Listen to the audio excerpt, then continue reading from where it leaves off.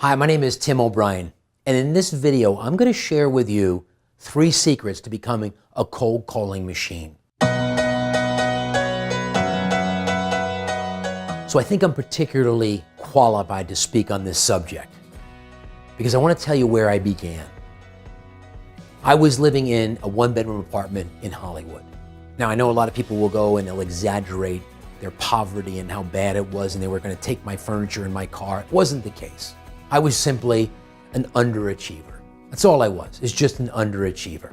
I was lucky. I went to a great undergraduate school, Catholic University. I went to Georgetown Law School, but I just wasn't performing at the highest level. But I decided I wanted to get into the training business because I loved it. I wanted to help people. I loved presenting. I loved the showmanship part of it. It wasn't work for me, and so I was super excited. And I knew in order to do this, I had to become a good cold caller or a good prospector. So let me share with you where I began. And I'm not exaggerating. The first iteration of my company was called Motivational Management. And I remember calling one time, and I call up and I would say, "Hi, my name is Tim O'Brien. I'm calling from Motivational Management." And I kid you not, the guy said, "I'm not into that shit." And my reaction was, "Me neither, bye." And I hung up. I'm not exaggerating. I was so just overwhelmed by his reaction because I was so nervous and so scared. Well, I'm happy to tell you that I'm a pretty darn good cold caller today. Now, I'm not telling you that I love it, that I'm masochistic and I love all the rejection. But what I will tell you is I figured out the system. And I want the outcomes bad enough that when I have to prospect, when I have to do cold calling, I can put my mouthpiece in and I can grind it out.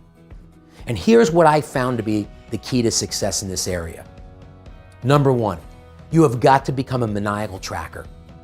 You cannot cold call and start and call a few days and stop, or call a few hours and stop, or make a few calls in the morning, make a few in the afternoon, and make a few in the evening.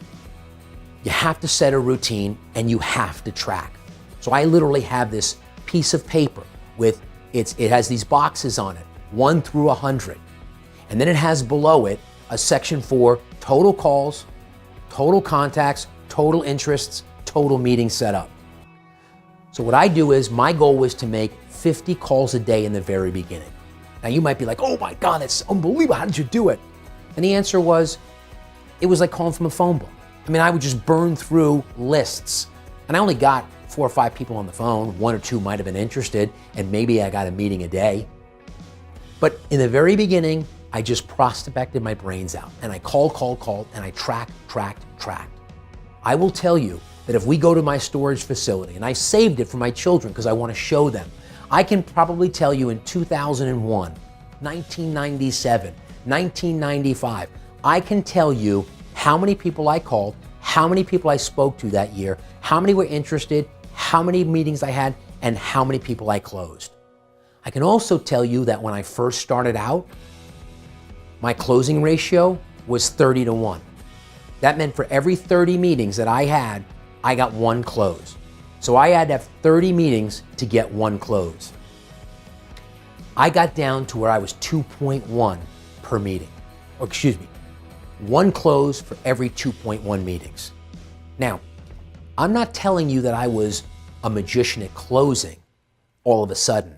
What happened was, I began to prospect much more intelligently, and I optimized my chances of success because I began to prospect warm leads. And once I got in front of those warm leads, my closing ratio became much more successful pretty rapidly. But it was all because of what I call the science of tracking. You've got to track your results on a daily, weekly, monthly, quarterly, and annual basis. So number 1, you got to become an absolute obsessed with tracking. Number 2, you got to have your message, right? I mean, you can make all the calls you want, but if you don't have that message about the reason I'm calling is, probably not going to have a lot of success. Give you an example. I built a program called Rainmaker U. Earned over $10 million with the program, recruited over 400 professionals into the program who averaged probably between $200,000 to $500,000 a year. Maybe 10% of them earned over $1 million a year. We collectively, over the course of a 10-year period, I measured conservatively that we generated over $100 million of new revenue for people in the group. Here was my message. I would call up and I would simply say, hey Pete, it's Tim O'Brien.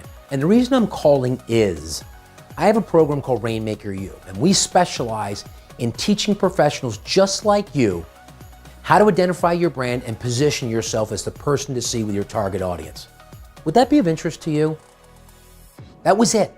That was the message.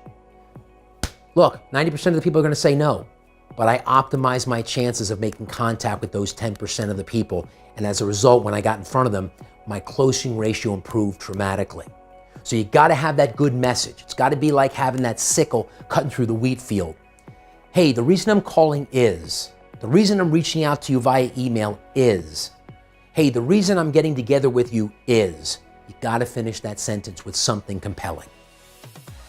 And number 3, you got to have a relentless follow-up system, an absolute relentless follow-up system. You know, it's funny because people would say to me, boy, you're tenacious, but nobody ever said I was rude. Nobody ever said that I drove them crazy. I was very careful about maintaining contact with people. There's no particular science, but I figured out a good rhythm that worked for me. And I'll share with you right now. Here's what it was. Let's assume that I called you January 1, and January 1 was a Monday. I would call you Monday and I would deliver the message I just shared with you. I'd follow up 3 days later with either a phone call or an email. Got nothing? I'd follow up the following Monday. Got nothing? I'd follow up the Monday after that. Got nothing? I'd follow up 2 Mondays after that. Got nothing? Once a month in the rotation. Now remember, I told you, I worked really hard on identifying my target audience, so I knew I was reaching out to people that provided a fertile opportunity for me to close them. Not everybody was going to be interested, but I knew I was playing in the right field. That's why I kept people in the monthly rotation, because what I sold was all about timing. You had to be first of an interest in coaching, number 2, a need for business development coaching, and number 3, want to spend the money that it costs to coach with me. And I knew that it wasn't like simply selling, you know, a low-cost item.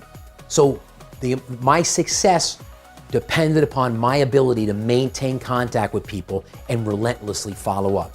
If you want to turn yourself into a cold calling machine, there's 3 things you need to do. First, you need to become a prolific tracker.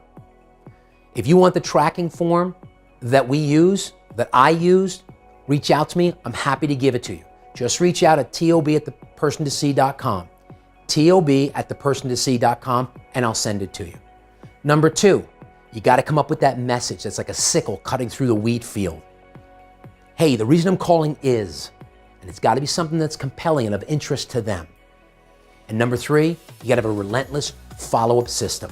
Whether it's Salesforce.com, whether it's your Outlook, whatever the case may be, you need to have a relentless follow-up system. You put those 3 things together and you'll be a cold calling machine, guaranteed.